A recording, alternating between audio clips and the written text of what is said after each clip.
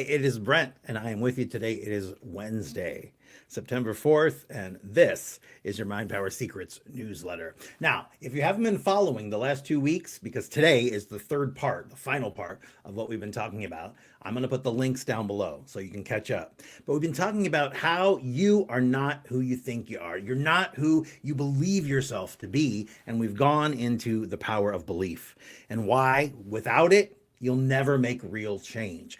If you don't believe you deserve it, if you don't believe you can have it, if you don't believe in yourself, you're never going to accomplish anything that you really want in life. It will be fleeting. You won't have any permanent change. So the links will be down below. And today we're going to jump into that final part. Now, these videos have been short, under 15 minutes, 13, 12 minutes, something like that. But the information here is powerful. And I promise you, if you start implementing what I'm telling you, and start using these little mind hacks, these little tricks in your everyday life, you will start to see change almost immediately. Remember, nothing to buy, nowhere to go. Everything you need is already inside of you. It just needs to be activated. We're all born with this amazing superpower, is what it is, because we never realize we have it until that one day we become enlightened, we become awakened, we realize there's so much more, and I want that for you. So let's go deep in our final video on this topic. All right. Again, the power of belief. So important. In fact, it's mission critical because beliefs are key. At every level, your beliefs, they're governing what you can or can't access for yourself as part of this reality that we call life. The body, your experience of life, finding a perfect partner, accessing pure genius, accessing peace within yourself. Those are all experiences that are being governed by our belief system. There is so much more than you know. And you have to know this, you're not your beliefs. All right? You are not. You're so much more. The less limiting beliefs you carry, for instance, the more of your true nature is allowed in, your true self. It's important to create stillness, and the whole truth of who you are will make its way to you in that stillness. Now, somebody asked me the other day, are we self-destructive? Well, for years, people have been led to believe that it is in our nature to do harmful things. It is in our nature to destroy our ecosystem. Is it really human nature to cause harm to ourselves and to others? No, this is simply a belief. As we are born of nature, and it is not within nature to do these things, it is not within our nature to do these things either. Where these acts come from is quite the opposite. It is by being disconnected from our nature that has us resort to violence and self-destructive behaviors. Disconnection from our nature has created a void that we will do anything to fill. We have to reconnect back to nature, all nature, and then peace will be restored. So, what are the main limiting beliefs that hold humanity back, especially right now? Well, I'm going to give you a few of these, okay? These are what I think are the most damaging beliefs held by human beings right now. So I want to myth bust these beliefs. And I want you to learn the truth. So then you're set free. You can create greater possibilities in your life. You realize there is so much more than the tiny bit that you see. All right? So, what are those main limiting beliefs? Well, how about this? I am just a human being. That's not true. You are the universe packaged into a walking, talking creation machine. All right? You are powerful. You're co-creating your life. You just don't know it. And most of the time, you are creating what you don't want. You're creating all those negative things because you're focusing on them. You're bringing them into your reality. What's another? Everything we knew thousands of years ago was right and still applies today. Well, today we carry different beliefs, and consequently, our reality is different. We have developed the ability to accept more about our nature. So it's time to stop restricting our present reality based on what we could accept in the past. How about this one? Love is a luxury, not a necessity. Wow. Well, the truth there, without love, that's it. Our bodies deteriorate. Love is the universal power. Love is the force behind everything. And if you are going to be fighting against love, you're pitting yourself against the universe and you're never, ever going to win. How about this? Science is at the forefront of discovery. Scientists, usually they're not enlightened. So their information is very, very limited. You have to remember that. And a true scientist and true science changes when new things appear to prove a new way of thinking. That's the great thing about science over all these generations. It has adapted to truth. It has adapted when things change. All right. How about this? I must do the right thing by my family. How about instead you start thinking you have to do the right thing for yourself and for your well-being first? Remember, we've got these two worlds going on. We've got our inner world, which is our thoughts, our ideas, our emotions. And then we have the outer world, which is physical things. All right. We think the outer world is more important. We think the houses, the cars, the other people, the clothes, all of that is primary. And our reality inside is secondary. It's not true. You have to give yourself the same amount of chances, the same amount of love, the same amount of respect, the same amount of all of that you give other people. In fact, you have to do it first, and then everything starts to change because the way you treat others will change when you love yourself, when you believe in yourself. Somebody said the other day to me, I'm running out of time. Okay, somebody my age, which is scary, right?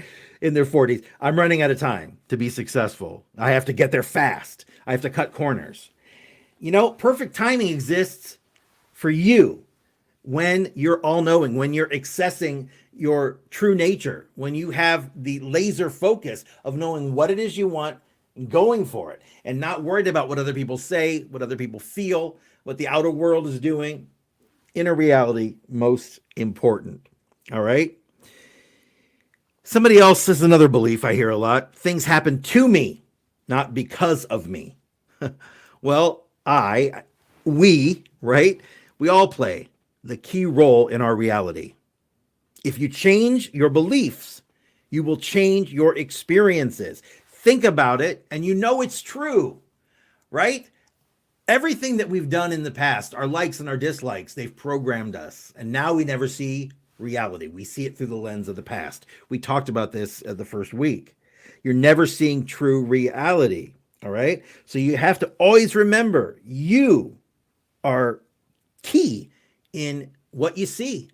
It is your reality, and it's the inner reality that matters. All right. Another belief that we hear a lot: God is outside of me rather than within me. Not true. Like it says, the kingdom of heaven is within you. Your beliefs block the truth. Consciousness is all there in your intrinsic nature. By expanding that consciousness with connecting to universal consciousness, by connecting with others, you open up a universe that you never knew existed. How about this? Another limiting belief. Illness is a frailty of the human body and not related to human thought. Well, illness is human thought being frail because many people bring about their own circumstances by what they're thinking constantly, what they're just obsessing over, what they're worried about. Hypochondriacs do it all the time. All right. So you have to ask yourself, have your beliefs taken on a life of their own? Right? Have they? To truly know yourself, you must have an opposite, but following my opposite will not bring happiness. Do you understand? Over time, a consciousness builds using all our beliefs as its identity. The more beliefs you carry, the stronger the identity that will be created. Now, this form of consciousness, it seeks validation just to exist. And so many of us constantly compensate in life with thoughts of ambition, accomplishment, and stature. Now, when you were young, you were without the truth of who you really are. So you went to seek reference points from those around you. If I don't know myself as this, then I must be that, right?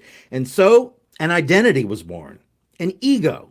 And your ego, I want you to remember, is always the opposite of truth. The ego, as we call it, represents the sum total of a person's belief system. Listen to it again. The ego represents the sum total of a person's belief systems. All right? That is the persona that this person sees as them.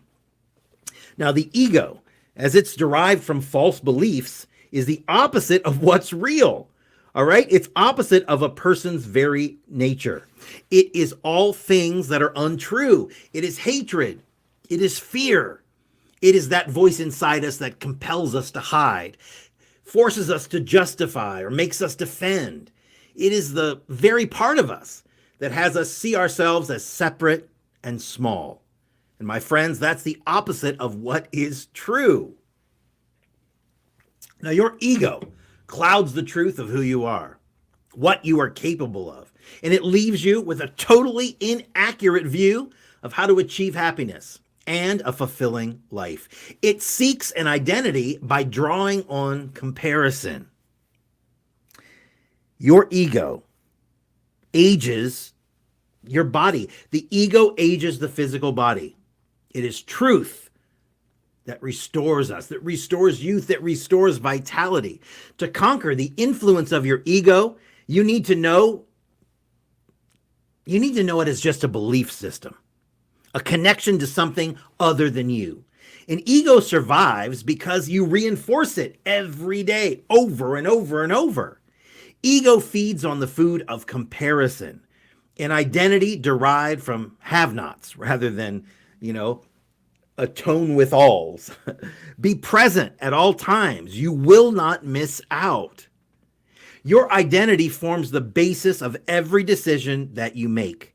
The ego, it effectively traps you into thinking you're somebody else for the period that you are human. So in other words, for your entire life, for most of us, we are living a life that is a lie. It's not truth. It's an illusion.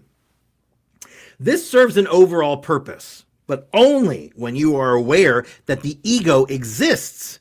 Because if you don't, the ego is running the show in the background and you don't even know it.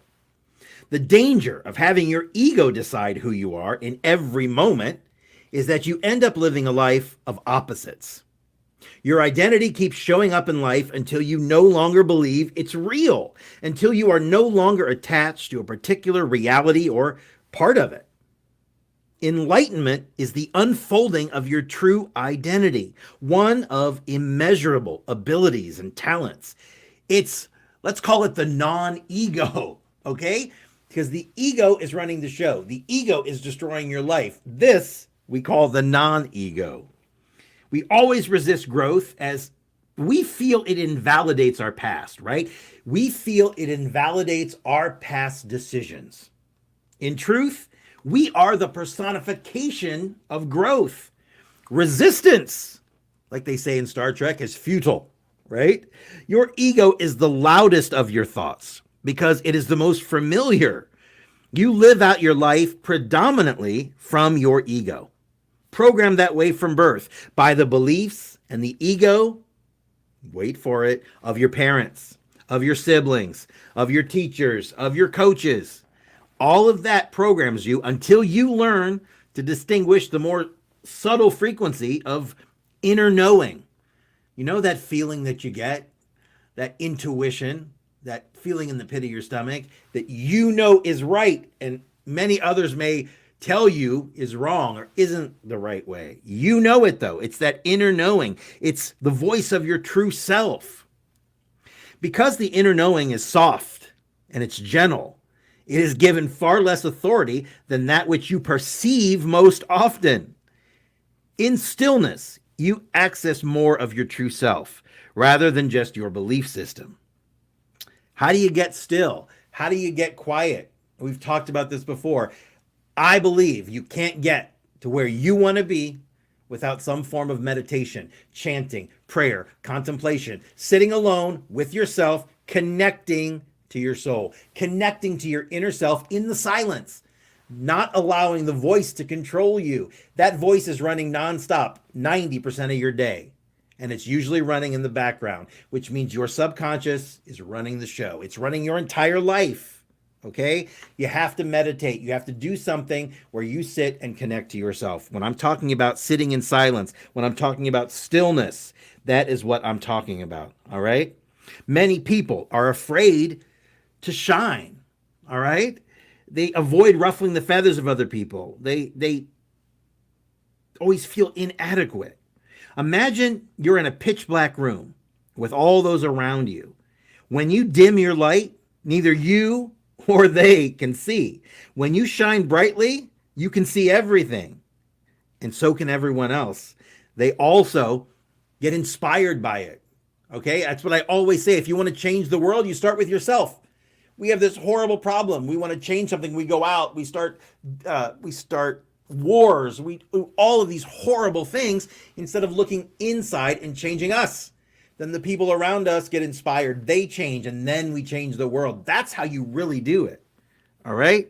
Your thoughts of control and domination, needing approval, recognition, and the need for attention from others, those are all expressions of the ego. All of them. All right? The frequency of the ego is always outward focused, meaning it seeks an identity and therefore a reassurance from other people, from cars, from houses, from fashion, from all of that. The true self, being the opposite of your ego, needs nothing. It is an inward thing, not out in the outer world. You got to go in for this. It helps you see yourself as whole already. You don't need anything else to complete you. You don't need anything else from other people. You are interconnected with everyone and everything else, and you, at the core, are all-knowing, but you haven't made that connection, all right? Your ego creates an alternate reality, one entirely unsuitable for you. It is literally a parallel universe where up is down, good is bad, love is fear. Have you ever noticed that the minute you finally get what you've always wanted, you start striving for the next level? Your ego's appetite is insatiable. It's a recipe for unhappiness. To try and please the ever-expanding wants of your ego, oh man, it's going to get you in so much trouble. In fact, it's gotten humanity in trouble on a global scale. Now, you can witness this reality everywhere. Look how much of what is real and true in nature has been replaced with ego attempts at greatness. Skyscrapers, roads, shopping malls, and whole cities are covered in cement and tar. Humanity's lack of inward self-love has led to seeking outward recognition. And you suffer for this. So does the planet. So does every single person on this planet. What feeds your ego are those things you do not need. What your ego latches onto is subject to a person's insecurities. Anything to fill a void of not being enough in your current state. Ego triggers vary between person and culture. Some common triggers include being challenged to expand who you see yourself to be, being shown up for being wrong, drugs, drama, what's in fashion, advertising, signage, war, violence, pornography, public nudity, comparison to others, the need to keep up, looking good, being the best, and so on and on and on. Anything that leaves you with a sense of incompleteness, of inadequacy. Do you feel that? Because most people feel that every single day. They're not enough. They don't believe they're enough. They feel they are inadequate and that others doing what they want to do are doing it better than them. It's just not true. All right? These triggers bring your belief system, your ego, to the forefront.